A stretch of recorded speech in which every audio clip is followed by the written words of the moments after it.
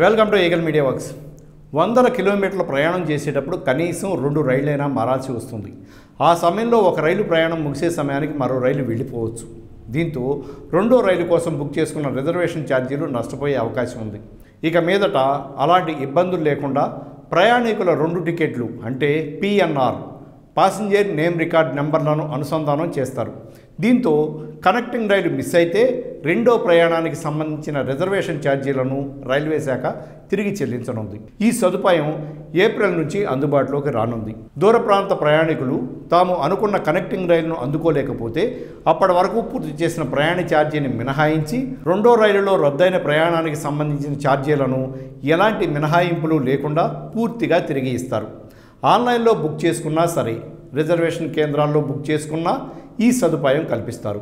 అయితే టికెట్లపై రిఫండ్ కోరే ప్రయాణికులు తాము వచ్చిన రైలు నుంచి స్టేషన్లో దిగిన 3 గంటల్లోపే దరఖాస్తు చేసుకోవాలి. సాధారణంగా దూర ప్రాంతాలకు వెళ్ళే వారు కనెక్టింగ్ రైళ్లకు ముందే రిజర్వేషన్ చేసుకుంటారు.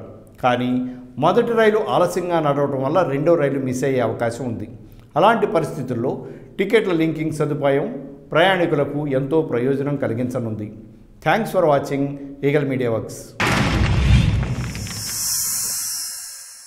Like and subscribe Eagle Media Works.